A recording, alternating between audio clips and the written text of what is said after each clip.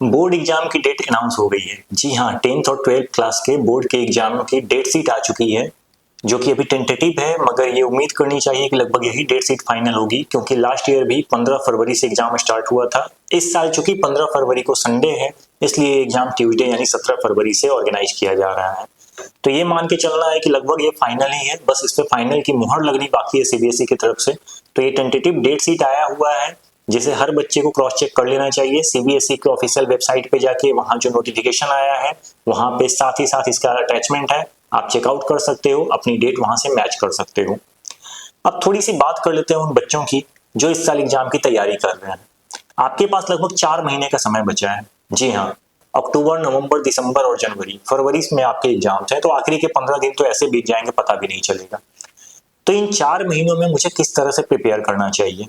सबसे बड़ा सवाल जो हर बच्चे की तरफ से होता है, शायद उसे एक बार को लगे कि मेरा सिलेबस पूरा नहीं हुआ है। आप जिस भी स्कूल में, कोचिंग में पढ़ाई कर रहे होंगे, आपको लगेगा कि सिलेबस पूरा नहीं हुआ, कंप्लीट नहीं हुआ, और बाकी चीजें इतनी टफ है, मैं कैसे मैनेज करूंगा, बहुत डिफिकल्टी है। प्लस अंदर से एक डर होता है कि पता नहीं एग्जाम में कैसा होगा। लास्ट ईयर का जो क्वेश्चन पेपर आया था, खासकर फिजिक्स का, जिसने सारे बच्चों को हिला कर रख दिया था, मैथ में बहुत ज्यादा बच्चों की कंपार्ट लगी थी, तो शायद एक डर हल्का सा होता है हर बच्चे के मन में। जब जिस टाइम पे हम लोग एग्जाम दे रहे थे, हमारे अंदर भी शायद वो डर था कि पता नहीं अब डेट शीट अनाउंस हो गई है, एक नया डर होता है, अब कैसे हैंडल करेंगे, अब बहुत कम समय बचा हुआ है, अगर इसमें कुछ नहीं हुआ तो आगे क्या। तो अगर ऐसे प्रॉब्लम्स आप भी फेस कर रहे हो, अगर आपको भी लग रहा है कि ये मुसीबत, ये प्रॉब्लम्स आप भी झेल रहे हो, ये डर आपके अंदर भी है, तो ये वीडियो शायद आपके काम की होने वाली है। जी हाँ, इस वीडियो में हम बात करने वाले हैं कि अगले 4 महीने की तैयारी में हमें क्या करना है और कैसे करना है। और ये समझना बहुत जरूरी है, ना सिर्फ बच्चों को बल्कि उनके पेरेंट्स को भी। सबसे पहली बात, बच्चों को समझाने से पहले मैं उनके पेरेंट्स को कहना चाहूंगा कि बच्चा तैयारी करने में लगा है, हर स्टूडेंट अपने तरफ से एफर्ट लगाने में लगा है। उनके शेड्यूल का बस आपको ध्यान रखना है, वो किस तरीके से तैयारी कर रहे हैं इसका ध्यान रखना है। उन टाइम टू टाइम आप थोड़ा सा उनको क्रॉस चेक कर लो कि हाँ बेटा, आपका क्या तैयार हो गया, क्या अभी पेंडिंग में है, कितना सिलेबस कवर हो गया, कितना अभी बचा हुआ है। और ये एज ए प्रेशर नहीं कि ये तुम्हें कंप्लीट करना है। जितना सब्जेक्ट, जितने सिलेबस आपके कंप्लीट हो चुके हैं, क्या वो आपका कवर हो गया? कंप्लीट का मतलब सिर्फ ऑन पेपर, ऑन रिकॉर्ड उसको कंप्लीट करना नहीं कहते हैं। क्या आपके बच्चे ने उतनी प्रिपरेशन कर ली है? बस उससे आपको ये टाइम टू टाइम अपडेट ले लेना है, ताकि आपको ये देखना है कहीं ऐसा तो नहीं कि वो बहुत ज्यादा पीछे चल रहा है। बाकी अगर बच्चे हैं तो मैं उनको यही सजेशन दूंगा, सबसे पहला, कि अगर दिमाग में थोड़ा सा भी प्रेशर है, उस प्रेशर को रिलीज कीजिए। अगर दिल में डर है तो सबसे पहले उस डर को बाहर निकालिए, क्योंकि अगर आप डर के कुछ प्रिपेयर करोगे ना, कभी वो हासिल नहीं होने वाला है।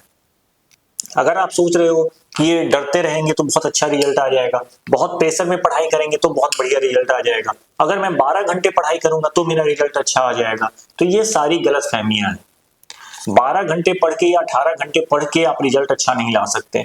आपको अगर अच्छा रिजल्ट लाना है तो आप जितना टाइम भी पढ़ाई कर रहे हो ना, बस कंसंट्रेशन के साथ पढ़ाई करो। मोबाइल से दूर रहो, हो सके तो अभी कुछ समय के लिए सोशल मीडिया से दूरी बना लो इन 4 महीनों के लिए। बहुत कम, टाइम टू टाइम थोड़ा बहुत अगर अपडेट के लिए आपको देखना है तो आप यूज करो, अदरवाइज थोड़ा अपने कंटेंट पे ध्यान दो। बाकी थोड़ा सा वर्कआउट करो। सिर्फ पढ़ाई से, अगर आप कंटिन्यू पढ़ाई करते रहोगे तो आपको लगता होगा कि शायद मैं लगातार 10 घंटे 12 घंटे पढ़ाई करूं, या 8 घंटे पढ़ाई करूं, 6 घंटे पढ़ाई करूं तो मेरा बहुत अच्छा रिजल्ट आ जाएगा। तो उस पढ़ाई के साथ थोड़ा सा वर्कआउट कीजिए, बाहर निकलिए, खेलिए कूदिए। ये थोड़ा सा जरूरी होता है मेंटल प्रेशर रिलीज करने के लिए, क्योंकि जब आप वर्कआउट करते हो ना, थोड़े टाइम के लिए माइंड इधर उधर जब डाइवर्ट होता है ना, उसके बाद वापस से जब पढ़ाई करने बैठते हैं तो शायद ज्यादा फोकस के साथ आप पढ़ाई कर पाओगे। तो कंसंट्रेशन बनाने का एक तरीका है। तो मोबाइल से कंसंट्रेशन नहीं बनेगा। अगर आप सोच रहे हो कि थोड़ी देर में मोबाइल में गेम खेल लो, तो वो गेम कंसंट्रेशन नहीं बनाएगा, वो आपको और ज्यादा डिस्ट्रैक्ट करेगा। तो अगर आपको वर्कआउट करना है, अगर आप कहीं दोस्तों के साथ बाहर घूमने नहीं जाते हो, छत पे जाओ, थोड़ी देर टहलो, आधे घंटे का समय अपने टहलने पे दो। वो आधा घंटा मोबाइल से दूर रहो, ये नहीं कि उतने देर में हम कॉल पे बात कर रहे हैं। मोबाइल से दूर रहना है, आराम से टहलो, अपने दिमाग को रिलैक्स करो, वापस से आके पढ़ाई करोगे ना, चीजें बहुत अच्छे से ग्रैब होंगी। जैसा मैंने बोला, नो प्रेशर नो फियर, ना प्रेशर लेना है ना डरना है, आराम से तैयारी करनी है। क्यों? क्योंकि बोर्ड एग्जाम है। अच्छे से तैयारी करेंगे, अच्छा रिजल्ट आएगा। अगर रिजल्ट में बाई चांस, बाई लक, अगर मेरा लक खराब रहा, रिजल्ट कुछ खराब हुआ, कुछ खराब का मतलब अगर मान लो मेरे को 90% नहीं मिला, 80 मिल गया, 75 मिल गया, 70 मिल गया, 65 भी मिल गया, तो ऐसा नहीं है कि चीजें मेरे लिए खत्म हो गई। हाँ, जो जेई की तैयारी कर रहे हैं उनके लिए 75% का एक क्राइटेरिया है, बट दैट डजंट मीन कि आपका करियर खत्म हो गया। इसका ये मतलब बिल्कुल भी नहीं होता है। 75% के लिए मैंने कोशिश की, अगर नहीं आया तो ठीक है, मेरे को आईआईटी नहीं मिला, मेरे को एनआईटी नहीं मिला, ट्रिपल आईटी नहीं मिला, मैं जोसा में नहीं बैठ सकता, मैं जेई का पेपर नहीं दे सकता, बट बाकी एग्जाम्स में तो मैं अपीयर हो सकता हूँ ना, जेई के अलावा बाकी जो इंजीनियरिंग के एग्जाम्स है। क्योंकि आपका गोल, आपका टारगेट आईआईटी क्रैक करना नहीं था, आपका गोल, आपका टारगेट एक अच्छा इंजीनियर बनने का था। सिमिलरली मैं मेडिकल फील्ड वाले बच्चों के लिए भी यही बात कहूंगा कि आपका मेन फोकस एक अच्छा डॉक्टर बनने का है, तो आप ये मत सोचो कि अगर मेरे परसेंटेज कम है तो क्या होगा। हाँ, प्लेसमेंट में लोग बोलते हैं कि 10th 12 ग्रेजुएशन सब मायने रखता है, बिल्कुल मायने रखता है, क्योंकि एक सक्सेस जो होता है ना, वो कई सारी चीजों का एक ग्रुप होता है। उसमें आपके एकेडमिक्स में 10th 12 और ग्रेजुएशन सब आती है, आपके एक्सपीरियंस आते हैं, आपकी लर्निंग आती है, आपका स्किल्स आता है, और ये सब मिला के तब आपको वो सक्सेस मिलती है, वो पैकेज मिलता है। तो इन केस अगर बोर्ड एग्जाम खराब भी जाता है तो पहली बात तो कि प्रेशर में नहीं आना है, क्योंकि ये सिर्फ एक एग्जाम है, और एक एग्जाम ये डिसाइड नहीं कर सकता कि आप करियर में कहां तक जाओगे। ये एग्जाम सिर्फ और सिर्फ एक भीड़ में से कुछ लोगों को फिल्टर करने का तरीका होता है, चाहे कोई भी कॉम्पिटिटिव एग्जाम हो, चाहे वो जेई मेंस है, चाहे वो नीट का पेपर है, कैट का पेपर है, क्लैट का पेपर है, कोई भी एग्जाम है, यूपीएससी या स्टेट पीसीएस, कोई भी एग्जाम, मैं हर एक एग्जाम की बात कर रहा हूं कि आप किसी भी एग्जाम का प्रिपरेशन अगर कर रहे हो तो वो एग्जाम सिर्फ और सिर्फ एक भीड़ में से कुछ लोगों को छांटने का तरीका होता है, लेकिन इसका मतलब ये नहीं होता है कि यू आर नॉट कैपेबल। आप कैपेबल नहीं है, आप कुछ कर नहीं सकते, ये कोई एग्जाम नहीं बता सकता। तो सबसे जरूरी ये है कि पूरे कंसंट्रेशन के साथ पढ़ाई करें, without any pressure, without any fear. आराम से अपने सिलेबस को कवर कीजिए, जो सिलेबस आपको ऑलरेडी कंप्लीट है उसको रिवाइज कीजिए, और ये ऐसा मत रखिए कि बिल्कुल जब फरवरी में एग्जाम होना है तो जब जनवरी मिड बीत जाएगा तो मैं आखिरी के 15 दिन में रिवाइज करूंगा, ऐसा नहीं करना है। जो चीजें ऑलरेडी आपने कवर कर ली है, रिवीजन करना शुरू कर दीजिए, क्योंकि जिस चीज का रिवीजन करते जाओगे वो रिपीट होता जाएगा, वो चीजें आपके माइंड में सेटल होती जाएंगी। आखिरी मोमेंट पे आपको रट्टा मार वाला ये प्रॉब्लम नहीं फेस करना पड़ेगा, तो आप रट्टा मार प्रॉब्लम से बचे हुए रहेंगे। इसके अलावा सिलेबस जो कवर नहीं हुआ है, अगर अगले 1-1.5 महीने में, 2 महीने में कवर हो गया तो बहुत अच्छी बात है। आप जिस भी स्कूल में, जिस भी कोचिंग में आप पढ़ाई कर रहे हैं, अगर वो सिलेबस कवर हो गया तब तो बहुत अच्छा है। इन केस अगर नहीं होता है तो उसके चक्कर में अपना बाकी सिलेबस खराब नहीं करना है। 100 मार्क्स के क्वेश्चन है ना, 80 मार्क्स के क्वेश्चन है ना, अगर प्रैक्टिकल को बाहर कर देते हैं तो कोई 80 का है, कोई 70 का है, या जितने का भी आपका आ रहा है, तो ये 70 और 80 मार्क्स के क्वेश्चन में जरूरी नहीं है कि मैं 2 चैप्टर अगर मेरा छूटा हुआ है तो मैं उसको भी कवर करने की कोशिश करूं, और उसको कवर करने के चक्कर में मैं बाकी के सारे सिलेबस को अपने रिवीजन करना छोड़ दूं। ऐसा नहीं होना चाहिए, क्योंकि रिवीजन में बहुत ताकत है। आपने जो पढ़ा पहली बार में सिर्फ वो लगता है कि मेरे समझ में आ गया, जब रिवीजन करने बैठते हैं तब उसमें से प्रॉब्लम्स निकलनी शुरू होती हैं। तो आपको मेहनत करनी है अपने रिवीजन पे, जितनी बार रिवीजन कर सकते हो, जितने टाइम उसको रिपीट कर सकते हो, उतना करने की कोशिश करो आने वाले 4 महीने में। ये रिवीजन ही आपको अच्छे मार्क्स दिलाएगा। और इसके अलावा जो नई चीजें हैं, अगर उसको ग्रैब कर सकते हो, एक्स्ट्रा टाइम है आपके पास तो उसको ग्रैब करने की कोशिश कीजिए। अगर एक्स्ट्रा टाइम नहीं बचता है तो जो छुटा हुआ है उसके पीछे मत भागिए, अदरवाइज उसके चक्कर में आपका पूरा सिलेबस खराब हो जाएगा। और वापस से वही बात मैं फिर से बोलूंगा, प्रेशर से पढ़ाई नहीं होती है। अगर आप सोच रहे हो कि 8 घंटे में बैठा हूं बुक लेके मैं पढ़ाई कर रहा हूं, तो वो पढ़ाई नहीं होती है। उस 8 घंटे में आप बुक के सामने बैठे हैं, बुक आपके साथ है, लेकिन आपने पढ़ाई नहीं की है।